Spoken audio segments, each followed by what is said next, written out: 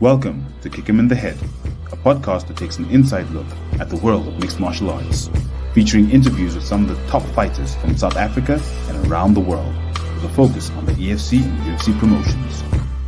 I'm your host, Yao. Join us as we delve deep into the techniques, strategies, and mindsets of these world-class athletes, learning from their experiences and gaining insights into what it takes to succeed in the toughest sport on earth.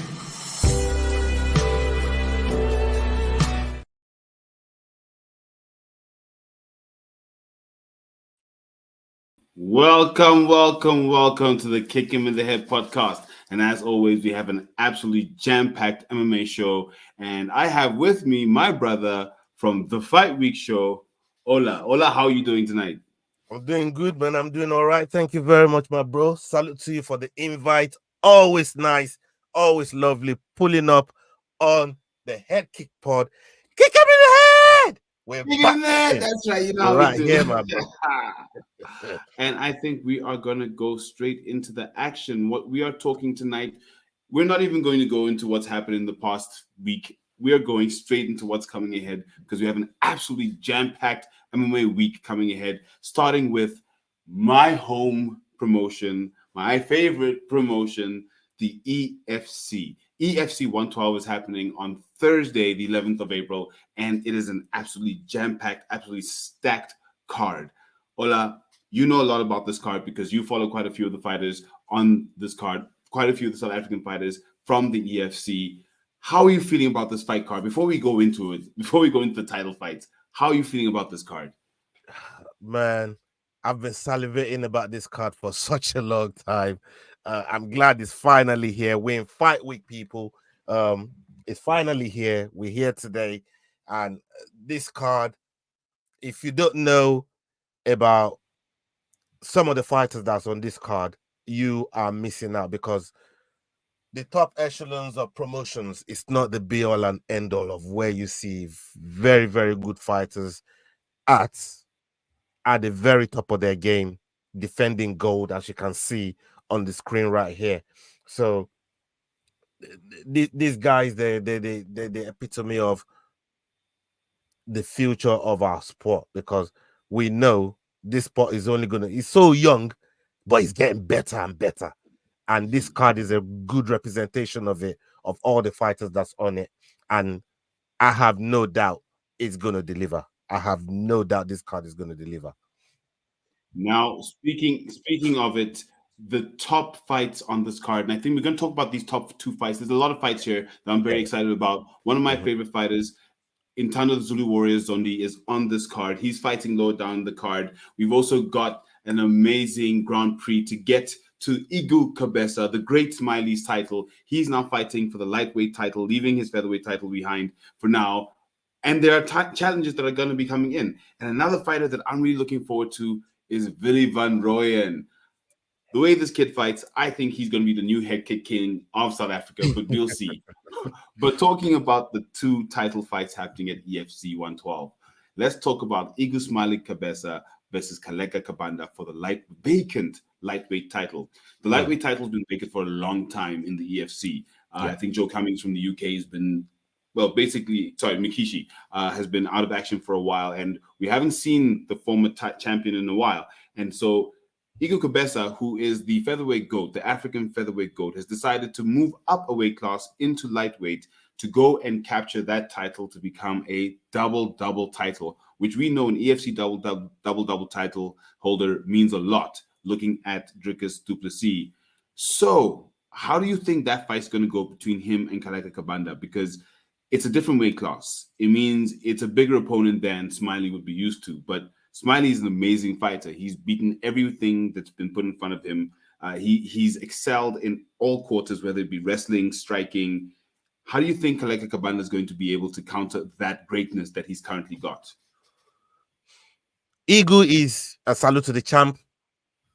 Igu, for me, I would honestly say hand to heart.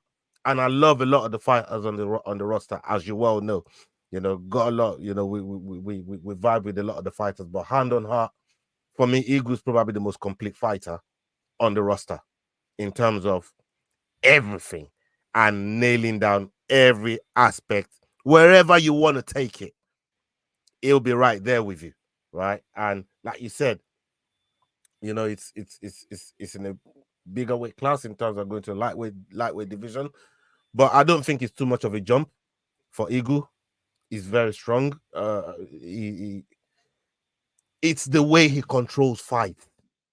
Eagle dictates fights on his own terms, his own tempo, how he wants the fight to go, where the fight is gonna go, and this is the one special recipe that anybody that's faced Eagle up until now haven't been able to solve. Right? So going into this lightweight division with his opponent over here, I just think to myself that I think Eagle could. I think Eagle will get it done. Not even could. I think he'll get it done. And there's that element of mentality, that an aura that goes with Eagle, that makes you feel I've almost lost this fight before I got in there. There's just, almost like I compare him to some of the greats like a GSP or Anderson Silva or even a Jon Jones. But you know what I mean by, these fighters that carries that aura, where He's got a champion's aura. yeah, you're in for a long night. You're in for a fight going in with them. And Eagle is just that type of champion. And he's done it time and time and time again. Albeit be a featherweight. And he's even dabbled in the lightweight. I think he's had a couple fights in the lightweight, 1 or 2 fights. I'm sure I've seen him have at least 1 fight in the lightweight division. So it's not just making it jump up there just to go, he actually tested the water to see how he would feel, how he'll hold up, and he was fantastic. It was fantastic, and I think him getting that champ status wouldn't be bad for somebody like Eagle, especially with everything that he's done in the promotion, everything that he's done in the EFC. Because I remember his last fight in the featherweight, he actually almost gave like a farewell sort of speech, if you like, because we thought it was going to go into pastures new, bigger promotion. Bellator was kind of like the one that was sounding off. Obviously, for one reason or the other, it couldn't get done. So you still got to fight, because that's what he loves to do. That's how he pays his bills, and that's what a champion does: get in the cage and fight. And here he is, entertaining another fight for gold.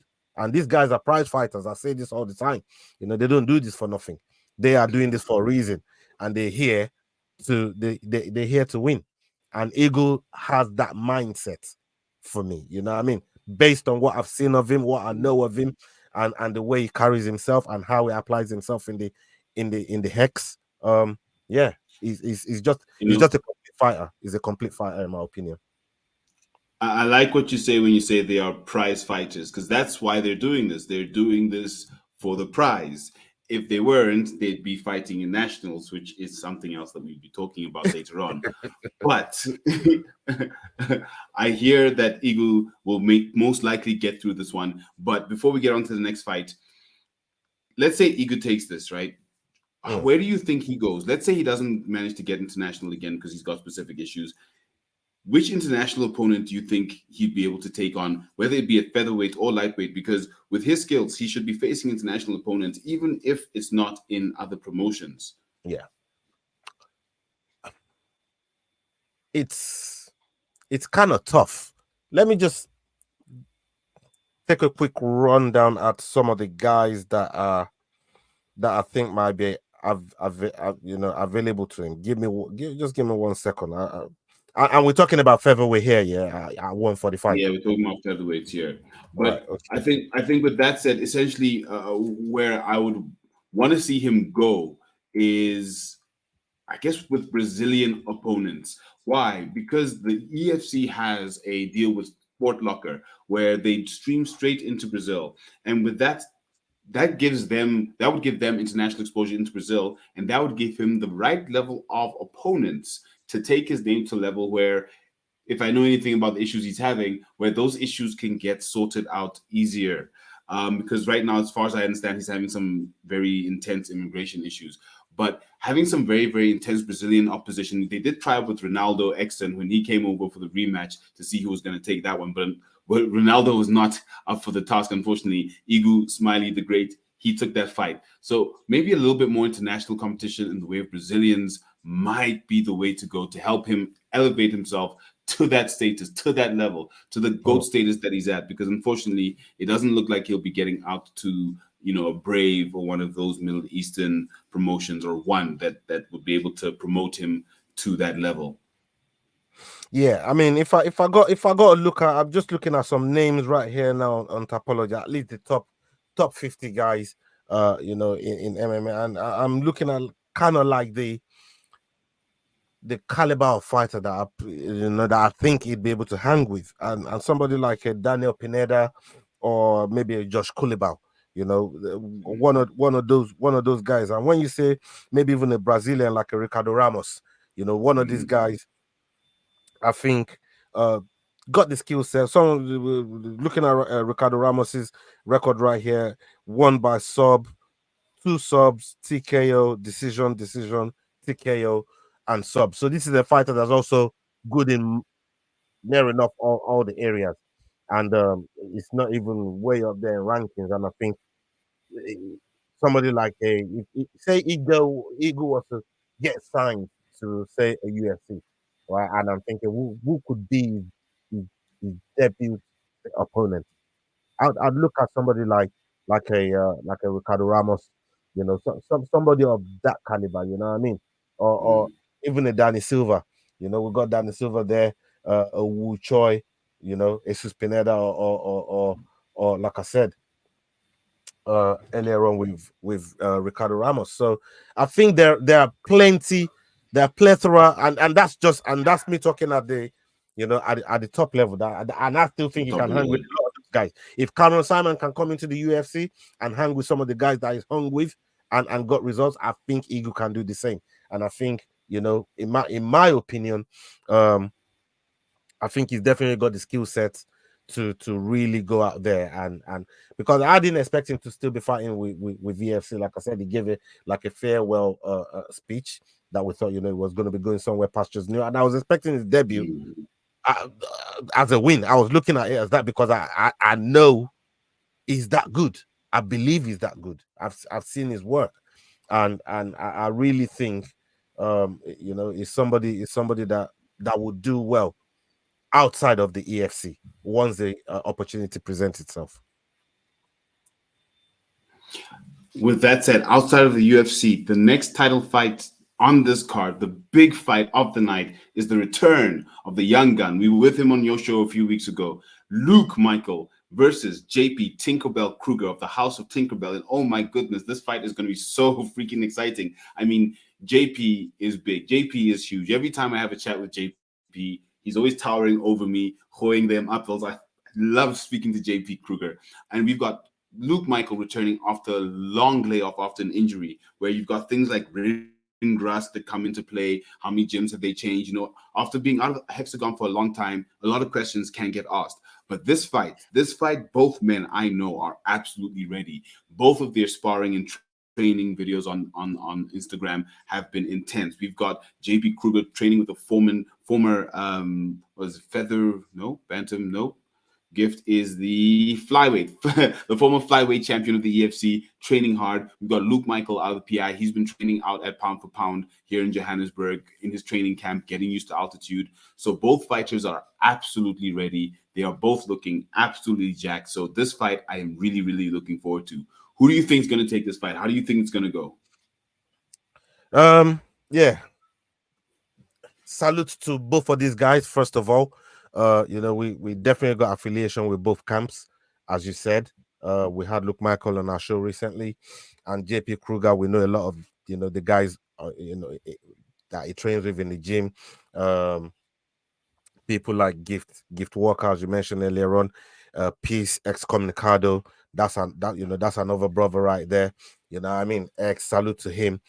So they got a lot of good guys in that gym, and JP Kruger is like the mentor. It's like the calming influence. It's like the dad, the father figure to all these guys that are coming up. They all look up to him, and there's no surprise because you can see by the way they look the way they look up to him.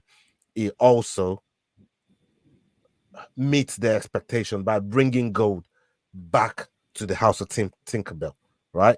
So he's got himself into this position now, this very enviable position where now he now has the chance to unify the title, against somebody like young gun Luke Michael. And Luke Michael is somebody again that you said, and rightfully earlier on with the injuries that he's been through, he's been out of action for some time. And yeah, people are going to have questions. People are going to say, bro, do you really have it? Right? People are going to want to know, was this a one and done, or is there more in the tank? And Luke, the Luke that we know, is very, very eager. He is willing. He's wanting to jump in there and show everybody, show the world why he's the 185 undisputed champion. And he wants to defend it in the most convincing manner to show the world that, yeah, I'm here to stay. I'm the champ, and you all will not only respect me, but you will fear me as well. And that's what you got to do to this division to keep a stranglehold on the level of competition that's going to come behind. And we know what that weight class is like. There's a lot of killers in that weight class. Another one of the brothers that we fuck with as well. We're absolutely right with Blammy Shadrach, Unsua, and he's another one. Lambi is another one that's hungry, in that division. We got Yako Duplessis in that division as well. That's another brother that, training out of CIT. These are killers coming out of there. There's Diego Bandu. That's another brother. I'm trying to say. So we got all these crazy names coming out of that. But this is the first port of call for young gun Luke Michael. This is the first puzzle to solve, and he intends to absolutely solve it. And to answer your question, so I'm not side skirting over it, how does it win? Who takes it? Yeah, I'm going to go with young gun Luke Michael here. I think he's done a lot of work on his rehab. I think he's done a lot of work. And that's not to take anything away from JP Kruger, who is a submission machine, because if he's going to go that way, he's going to probably come through via submission. And we know how much of how good their technical ability is over there. But I believe, again, Luke Michael is a very, very complete fighter. Never been finished before in his in a professional career, and he's coming into this fight wanting to prove a point, trying to shut down the doubters, trying to show everybody that he's really the undisputed 185 champ. And I think he gets it. I think he gets it done. Maybe TKO third round or decision. I'll go with TKO third round. Third TKO round. third round. Is it going to be his favorite triangle, or how do you think he's going to take it? Nah, I think he needed his knee to heal before he could do the triangle, and I know that was one thing that he was very, very particular about in terms of his healing process. Yes, I just think this particular opponent is the wrong person to try that with, if that makes sense to you.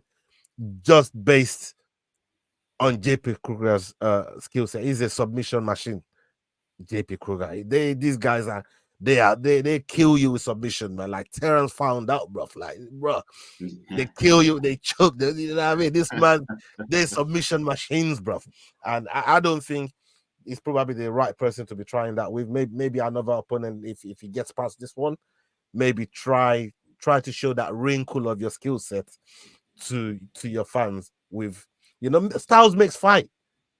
We hear this all the time. Styles makes fight, and there's certain things that you want to do, but you just can't do it because of the opponent. We heard easy so many times that he kept saying, boy, you guys haven't seen my ground game. You guys haven't seen my jiu-jitsu. I'm just dying to show you my jiu-jitsu. But my coach always, I said, nah, dog, not that guy. You know what I mean? Because you go down there with them and you make one wrong, it's over. It's over. And you can't, with so much at stake, with the gold and the prize at stake, I think everybody, both of them are going to be on their game. And I think, no doubt in my mind, that JP Kruger is going to be looking for submissions in this fight. He's going to be looking to find ways to actually take the fight to the ground. And this is where Luke's ground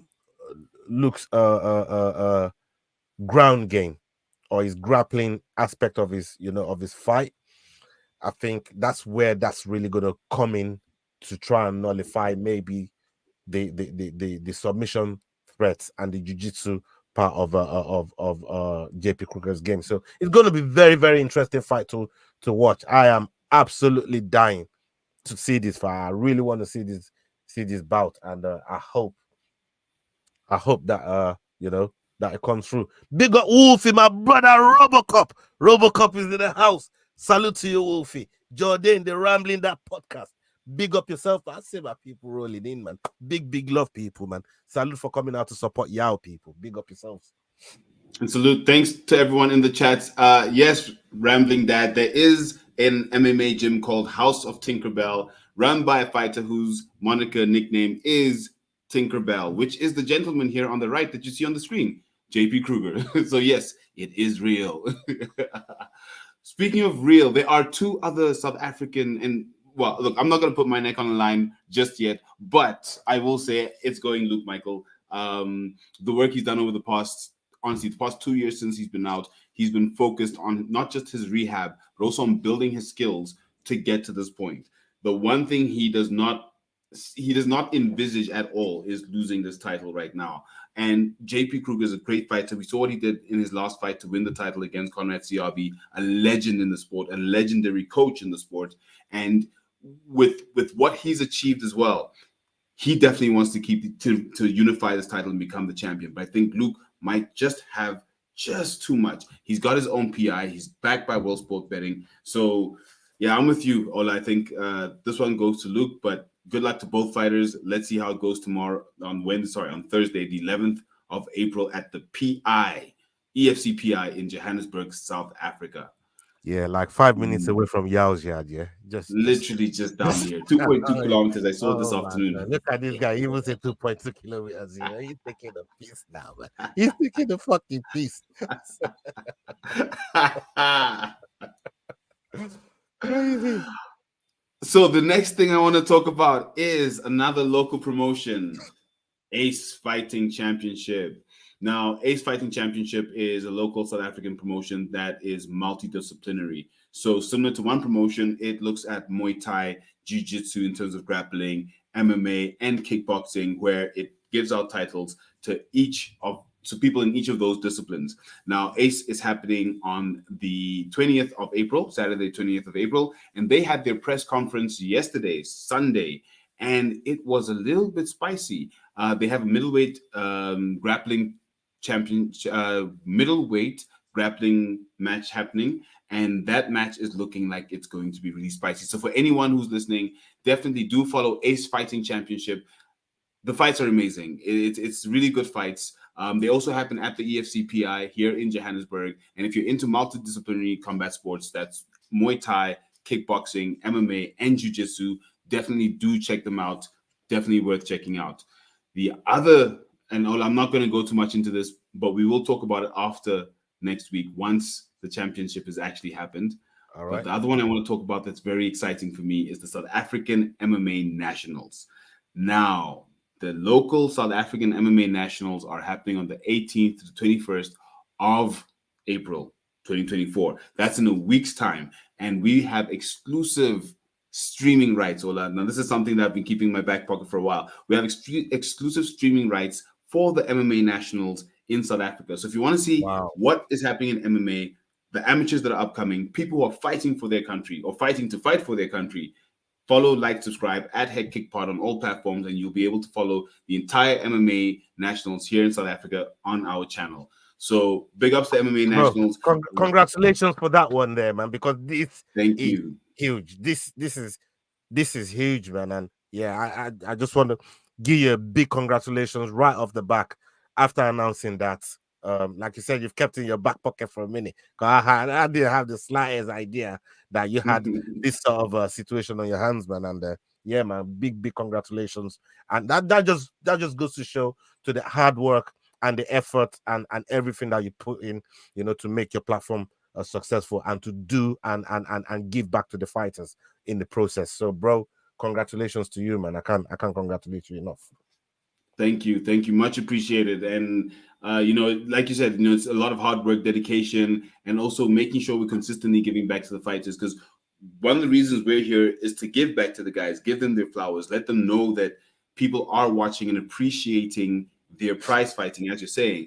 But where it comes then to fighting for your country, that's a different story. These are national colors. They're as good as your cricketers, as good as your rugby players, as good as any other sporting code out there where you are doing it for your country. And to fight in MMA for your country is something that should be filled with pride if you're in that position. So we're looking to support it as much as we definitely can. 100%. I agree. 100%. And yeah, I wish all those guys that's participating in it as well, wishing them luck. Hope they do well. Hope they perform well enough to be proud of themselves, to be proud of their teams, their coaches, and everybody that's helped them, get to this point where they can now compete in front of the nation, in front of fight fans around the country, and start getting their names out there. This is almost like the first step into that space where people start loving you for your patriotism, if you like, because you're doing it for your country. And yeah, man, congratulations to those guys, and I wish all of them good luck, and everybody that's involved in it. And to anyone who's looking to support or join or watch, definitely we will have the links in the description box after this show. But now, what we have come to talk about, the big one, Ola, the one we are super excited about. UFC 300 is happening this Saturday, and I am super excited. Super excited. Super kick him in the head excited. We have at least one head kick winner here in Justin Gaethje. Hopefully he'll have another one. We have Alex Pereira Poatan versus Jamal Hill, Sweet Dreams Hill. Ooh, and I mean the BMF title between Holloway and Gaethje. I mean, that is so exciting. And then we have a women's title fight between Zhang and Yan. I mean, UFC 300 is stacked. I can't even describe how stacked it is. Bro, I mean, you give the flowers to Justin Gaethje, the man that can deliver the head kick. Let's give the flowers to the victim of a head kick in Zhang Weili from Thug Rose. She was a victim of thief. You got to give it both ways, right? You go exactly, my bro. But no, salute to this card is absolutely crazy. It's a monumental card, and the closer it gets, the better it looks. Like when you start cooking food and the whole thing just looks rubbish in the pot. It don't even look like but the more the thing started to cook, it started to cook nicely, it started to sizzle. You can smell all the spices, all the ingredients is coming together. That's what this UFC 300 card is starting to look like. And the more you look at it, the more you think to yourself, God damn, what was everybody complaining about on this card? Like, this card's crazy. And this is the thing with this card right here. When you look at near enough everybody that's on the prelims, they've either fought for the title, been a champion, or at least a number one contender at some point. That's crazy to me. This is the entirety of the prelims. It's wild. It's absolutely crazy. And the only reason why the main card ain't like that is because of Bo Nickel.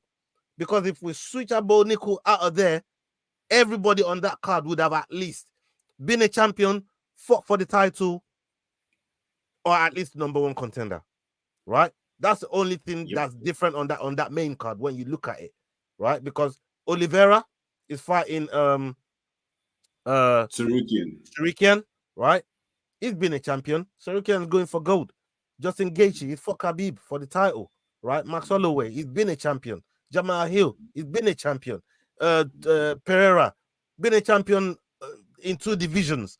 Like what we're talking about here, this card is crazy, is littered with champions, and that's why I feel like it's gonna be so entertaining. I feel like this card is gonna deliver, and I'm looking forward to this card, bro. I really am. Before we go into the fights that we're looking forward to, I want to talk about that fight that you mentioned between Bo Nickel and Cody Brundage on the main card. Everyone's questioning that fight on the main card in a middleweight bout in a stacked middleweight division. But for me, the reason I'm questioning it is why put a fight that has a fighter at odds of 1,350 minus 1,350? What's the point in putting that fight on the main card of UFC 300? If it's a foregone conclusion, put it somewhere else. I'll tell you why. Turbocharge. Turbocharge the hype train. That's what it is. They're turbocharging the hype train. So they know this card is so big. Everybody's talking about it. People are complaining about it. At the end of the day, this is what the UFC wanted. Whether you're complaining, whether you're complaining, whether you're with the card, as long as they're getting some kind of traction talking about the fight, they probably put it on the main card for that reason. So everybody can cuss about it, but still watch it, right? Everybody that's moaning about it, that you're saying, what's the point? You probably going in there and probably thinking, you know what? Maybe Bo Nickel could just catch a loss here. You know what I mean? Wouldn't that be nice? Right? With those Wouldn't odds, that be nice if he catches a loss? You know, I derail that hype train. But everybody's gonna want to come and see it. And I think that's why, you know, that in my eye, that's what I think the UFC is trying to do there. Just put a bit more turbo boost on the hype train, because it won't be long if Bo Nickel get past this before he start looking at people in, you know, with numbers, big numbers next to their names, you know. So you mentioned numbers next to their names. The rest of the card is absolutely stacked. I mean, almost everyone on this card has a number next to their name. What top 3 fights are you looking forward to on this card? Right. I'll give you mine. Whilst you think about yours, I'll give you mine. Okay. Now, number one has to be, the champ has a name, Charles Oliveira versus Arman Tsarukyan for the lightweight title. Sorry, for the lightweight number 1 contendership. How Charles lost the title and what he's done since, the injury that stopped him from fighting for it last time, what Tsarukyan's done, and the streak that he's been on. For me, that fight is what will make the lightweight division one way or the other. Whoever wins this fight is definitely the what the lightweight division will be for the next 2-3 years. So I'm really looking forward to that fight. Top of the list, definitely. Then it has to be Justin Gaethje versus, the BMF title versus Max Holloway. That fight is an iconic fight. You can't leave that fight and say, well, you can't say anything about that fight, but wow, you know, they put that fight together in a way that, you know, makes me happy as a fan. And then the third one is Bobby Green versus Jim Miller, because Jim Miller has been at UFC 100, UFC 200, and now fighting at UFC 300 against another legend. He's part of the furniture at this point, Jim Miller. He's part of the furniture, company man through and through. So those are my top 3 fights that, you know, I really have to see. I'm really excited about seeing, and let's see how it goes. Like, let's go. Kick him in the head. There has to be at least one. There has to be at least one in UFC 300. Yeah, it's crazy. And when we talk about, before I give my 3, when we talk about how stacked this card is, I can't emphasize it enough. Just think, 2 former champions in Figueiredo and Cody Garbrandt opening the early prelims card. They're opening the early prelims, bro. Opening. The first fight of the night is Figueiredo versus Cody Garbrandt. Do you understand how insane that is? Insanity. Opening the early prelims. That's just wild to me.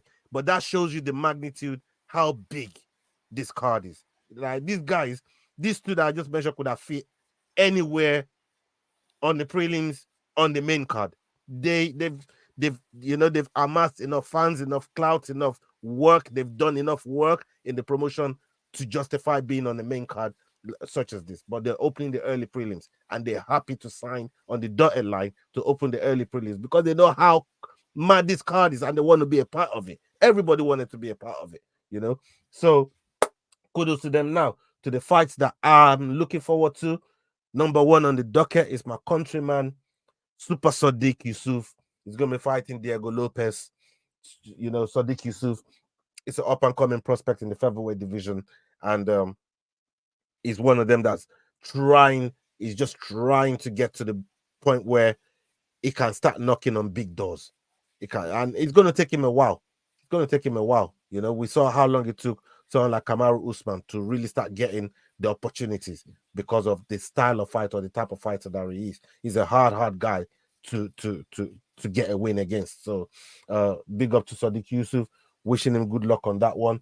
The next one that I'm looking forward to is Sterling coming into the featherweight division after losing to Sugar Sean. But the guy that's welcoming him into the featherweight division is a fucking savage in Calvin Kattar. This guy is as savage as they come. This fight is going to be crazy between Aljamain Sterling and Calvin Kattar. And I mean, there's so many to pick. I could even go Yuri and Rakic, you know what I mean, for want of a better one. That's another crazy one. But I'm not gonna go with that one. I'm gonna go with the main event of the evening, Poatan versus Jamal Hill, because Jamal Hill, we never see him lost the title. He had to relinquish it because of injury. Now he's come back fully fit. He's ready. He's raring to go. And Poatan, he's been, he's put in extra work. And like I said, I've said on one of our shows before, I see him, learning one or two tricks from someone like a Steven Seagal and some of the other places that he's been to as well to try and hone in on what he needs to do to get past this bat right here for him to retain the title. So yeah, those three, I would say. I mean, the BMF, how can I look past that? Do Bronx, another favorite fighter of mine. There's so many fighters on this card that I just love their work. And yeah, I can't, like I said, this card is just too much. It's an overkill of fucking good fights. Overkill, and I'm here for it. I'm here for it, man. I'm here for it. When you mention Poatan versus Sweet Dreams, that fight is so fascinating because I've been watching Jamal Hill on the socials, and there's very little of him actually sparring. There's very little of him in the gym doing gym work. It's mostly him doing memes, mostly him doing challenges. So, but I'm looking at his size. He's looking huge. He's looking big. Pereira always comes in looking lean and ripped. Even at middleweight, he still looks lean. Sorry, even at light heavyweight, he looks lean and ripped. But Jamal is looking heavy. He's looking strong. He's looking powerful, to be very honest. And for me, I'm asking my question, will that power translate through a weight cut? Because I can't see how much weight he needs to cut. But if it's not that much, then he's going to be coming in with a lot of power, and Poatan's going to have a lot of power to deal with. So it's going to be interesting to see how that one goes. Definitely. I agree with you. That fight. That fight. Yes. Yeah, that's that. I mean, like I said, nobody really saw Hill lose his title anyways. He didn't lose the title. He vacated due to injury, right? Now he's got the chance to really show everybody that Poatan is only here by chance. He's just an opportunist. He only got the belt because I weren't here. That's the point he's trying to prove. And I'm here. I'm absolutely willing to give him a listening ear to try and see his point and his reasoning in the octagon. That's why I want to see his point and his reasoning, to show the world that this guy just got here as an opportunist. If I was here, he don't hold that belt. So let's see if Hill doesn't just go and take the belt from him, he actually snatches it from him and says, brother, give it back. You know what I mean? So these are things that I'm really, really looking forward to seeing on the night. And I know, that, look, as much as the card is stacked, everybody would have, their favorite fight. And if you're watching live right now on replay, please put in the chat what fight is getting your juices, or what fight are you really looking at? What parlay would you put together? Because I'm a man of parlay. I do fuck the parlays from time to time. What parlays would you put together? McDane, in. Let me see what you put together, brother. Let's see what McDane has to offer in terms of parlays. You know, Although the one fight, yeah, please. The one fight we haven't talked about that is very interesting is Holly Holm versus Kyla Harrison. With Kyla Harrison coming to the UFC, her first fight in the UFC. Everyone wondering, and Rambling Dad McDane said it, will she make the scales? Because we know Kyla Harrison has struggled to make that weight class before. And now she's coming into her first fight in the UFC. She's looking huge, as Kyla Harrison does. Does she make the scales? How does that fight go? Because that fight says whether we have a new potential, I wouldn't say legend, but someone in the women's division who can carry the women's division, say, we're going to go and watch women's MMA because Kyla Harrison is here. We might see Clarissa Shields come over sooner rather than later. And that's another big name that could potentially carry the women's division. And we spoke about it before. The women's division needs something. They need some sort of superstar, either to grow from a winning streak, whether it be Alexa Grasso or somebody, or a name to come in. And these are two names that could potentially take women's MMA to the next level in those divisions. So how do you feel about her coming into this fight? How do you feel about her making the scales or not? Number one, Kayla Harrison is a client of the guy that I rock with. You know what I mean? I rock with Ali Abdulaziz, Dominance MMA, yeah, right. And Kayla Harrison is on that stable. She's in that stable, and look, yeah, she's had problems, we especially making that weight. But it looks like it's something that she's known for a long time. And for me, not making that weight is a bad professionalism. It's something that for me personally, I don't tolerate it. I don't give any credence to it because of how it affects your opponent. Once you've signed a bout agreement, you have to respect the work of your opponent. You have to respect the work of your fans. You got to respect the work of everybody that everybody that's put in work to try and make it to that fight professionally, right? So if you're out there missing weight, not taking it seriously to try and get the weight down, which part of it, or at least a good chunk of it, is getting a top nutritionist, right? And I'm sure Ali Abdulaziz has access to all these nutritionists, because we've seen it with Khabib, we've seen it with Islam, we've seen it with Justin, we've seen it with all these other fighters that's under his table, and they all make weight. You know what I mean? So there's no reason, in my opinion, why Kayla should be having this problem. So really and truly, I expect her to turn up, be on weight, be professional, and get the job done as well on her debut. Getting the job done. Now, there's someone who couldn't get a very specific job done this past weekend, who we're all talking about, and we're all wondering, will we see him in the octagon again? When? If? When? If? When? We don't know. We don't know. And I just realized I missed one very specific part of the show, the fight of the week. But let's talk about Jon Jones first. Let's talk about Jon Jones.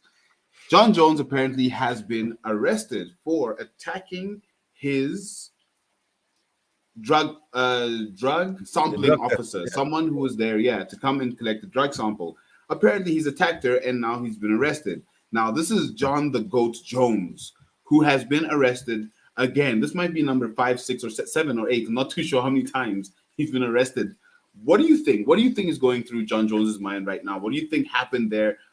Let's talk about this, because we all love Jon Jones. And seeing this, for me, breaks my heart, because I was looking forward to seeing him fight either Stipe or Tom. But right now, it's looking like that might possibly not happen because we don't know what this really means. Someone did call 911. Someone called 911 on Jon Jones, right? And Jon Jones is one of those guys that will give you. I want to thank my personal Lord and Savior for. Jesus Christ! Jesus Christ, everybody! Jesus Christ! You know what I mean? He give you all that speech. But let's face it, Jon Jones is the devil incarnate, brother. I'm telling you right now, this brother do not give a shit. This man will run a pregnant woman over, left the car, run away, come back, grab his fucking what you call his gear out of the thing, and then leg it back off. Right? He's the type that beat up his missus in front of his fucking child. Right? We've heard Jon Jones do all this crazy shit. Jon Jones is the type of guy that will hide under the octagon because the drug agency people turned up. We've heard these stories. There's so many stories. Where does the story stop with Jon Jones and these drug testing people, bro? Like, we've heard it. We've heard all this crazy shit with Jon Jones, man. Right? Again, in Nate Diaz's words, I'm not surprised, motherfuckers. That's what's going on here. Who's surprised about this? Dana White definitely ain't fucking surprised. Dana White is begging people, soon as he finishes here, make sure there's no after parties anywhere. I want the jet to take him home, land him in front of his doorstep. Make sure you watch him go inside the yard. And then Dana White is at a press conference and he's hearing Jon Jones is that after party. I don't know if you saw that press conference. He nearly had a heart attack. He's like, what? That one. What? Yes. The fucking party? From way back. Yeah, like get him the fuck out of there. Take him home. Get him out of there. Oh, right?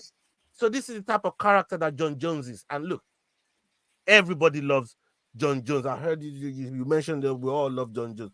The only place where I love seeing Jon Jones is inside the cage. It's a bit like Conor for me, right? I just want to see them do their job, do what they do, show their craft, their art to the whole world, the gift that they got, because not many people in the world have the gift that Jon Jones has. You understand? The people, look how long he's been in the sport. Look how long he's been fighting, and still no one's been able to solve that puzzle. He's that exceptional of a fighter, right? But then he's got these self-destruct buttons. Like, they're like computer keypads, and he's just thinking, which one should I press today? You know what I mean? Which one should I press tomorrow? How can I wake up and just fuck up everything?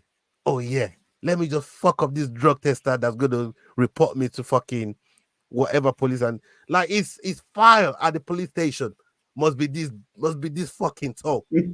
His lawyer must be fucking minted for the amount of fucking retainer that he has to pay for these lawyers to always bail him out of fucking jail, bruv. You know, and now he's the heavyweight champion. He's been dilly-dallying. Whether we talked about it the last time, you know, Tom trying to size him up when he was at this photo shoot. Like, he's dilly-dallying. You know what I mean? Do you want to unify the title or not? You're not currently injured. Otherwise, you know, sign the battle agreement. Unify the thing. Let's go. Let's fight. Right? Let's and if go. you're not going to do it, come out of the way and let Curtis Blades and Aspinall let them do the dance. And then they fight for the vacant title. You know what I mean? We can't have this holding up the division again. Like the heavy. How much time do you think the UFC is going to give him? Because at this point, bro, before you even finish that question, I'm answering it straight away. As many times as he wants. Jon Jones is the only motherfucker that they move a venue for, because another commission wouldn't have him on his picogram thing. I was hating on my man, yeah, because Corey Anderson was on that card, bruv, and his wife was like 8 months pregnant at the time, right? And they moved the whole venue to California, somewhere else, without paying these fighters' tickets. They had to pay their own way. And Jon Jones had to fucking fly in first class of the same plane that's moving everybody, while everybody had to pay for their own shit.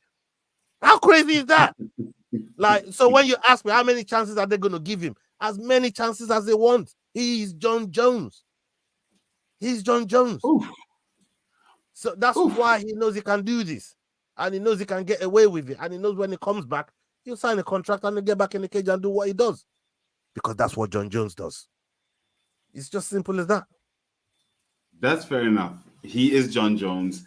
I guess the rest of us are just hoping that he can just get all of this sorted out, get his injury sorted out, come back to the octagon, and defend the title, unify the title, or honestly, just give it up, like you said.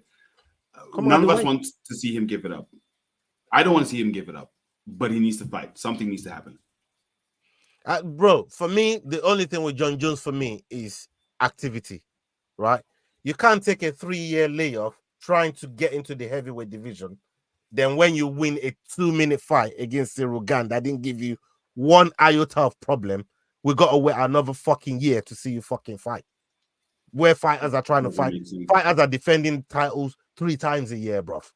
Like, what are we doing? We have to wait 3 years for you to build into heavyweight just to see you fight once a year, and the fight didn't even last 2 minutes. Like, what the fuck? You know what I mean? Like, even when Francis was available, like, he was fighting a bit more regularly than this. You know, like, come on, man. You gotta give us fight fans something, man. You know what I mean? That's all we're asking. We ain't asking for too much. Give us something. And I believe Tom Aspinall, if he was to become heavyweight champion, we will get a very active, regular, welcoming all comers sort of champion from a Tom Aspinall. And I think that's one of the issues with the heavyweight division is the activity of the champions in the recent past. And that's why Stipe is known as the heavyweight GOAT, was because he was so active. He was consistently defending the title, always fighting, always ready. And that's what made him the GOAT, because, yeah, with what's happening in the heavyweight division right now, there basically almost isn't there's no division leader, unfortunately. They're all chasing Tom, but we'll see what happens in the near future after UFC 300. Let's see how that all goes. But Ola, it's time for a part of the show that we missed, and one of my favorite parts. So I don't know how I missed it. Fighter of the week. Now I'm gonna go first. You can think about who your fighter of the week is. You can just pop me a chat as to who it is, so I can have his picture up when the time comes. But my fighter of the week this week is a young man who is defending his title at EFC 112.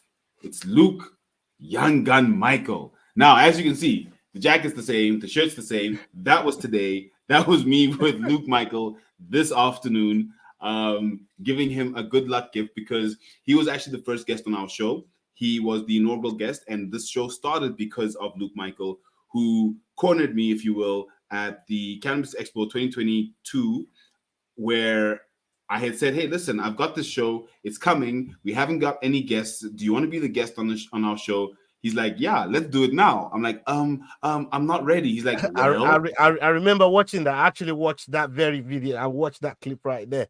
I remember it.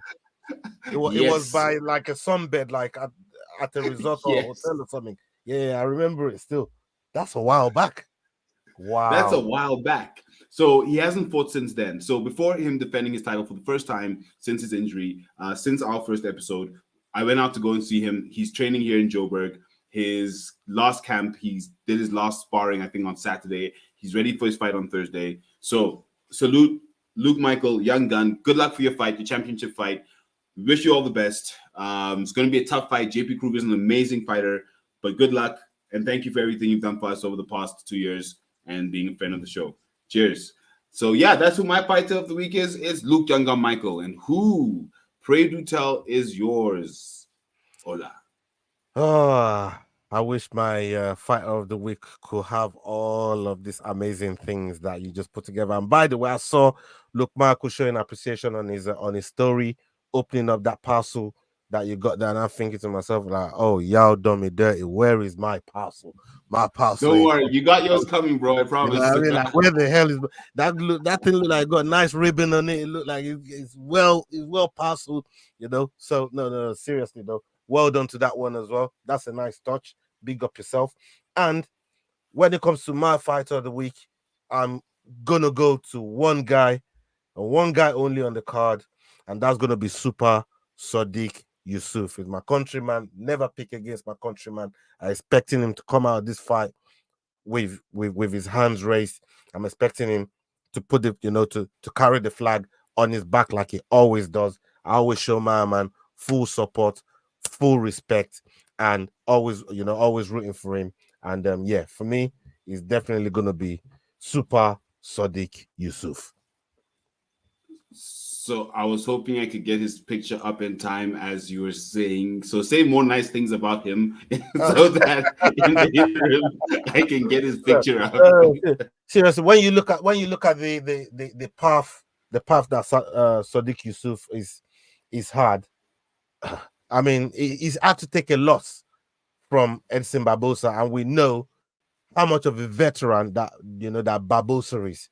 Barbosa is such a legend. Came from lightweight, came to featherweight, and Sadiq lost to him on decision. But I think this is one way to really try and catch that loss back, because it was on a nice trajectory before facing somebody seasoned like Edison Barbosa.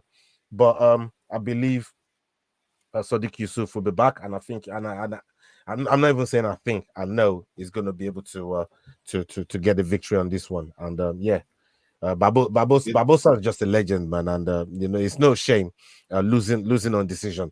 To Barbosa don't knock you out, you've done well. You know what I mean? Especially with the amount of kick him in the head. Yes, he's got. You know what I mean? King Edson Barbosa, yes. So yeah, man. I'm going to be rooting for Super Sadiq Yusuf. That's my fighter of the week right there on the screen.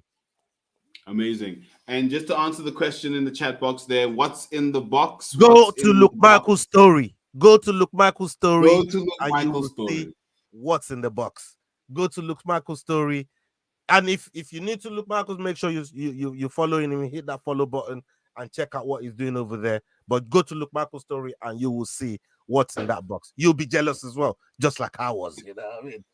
And when everybody's seeing what's in the box, they're going to be demanding from Yao, where is my parcel?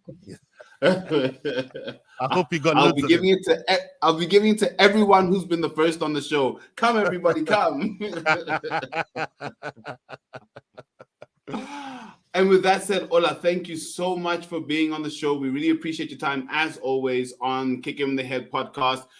Where can people find you on the socials? Bro, you can find me on Instagram, TFWS Official, The Fight Week Show Official on Instagram. You can check us out on Twitter. We got our platform, all the streaming platforms on Spotify.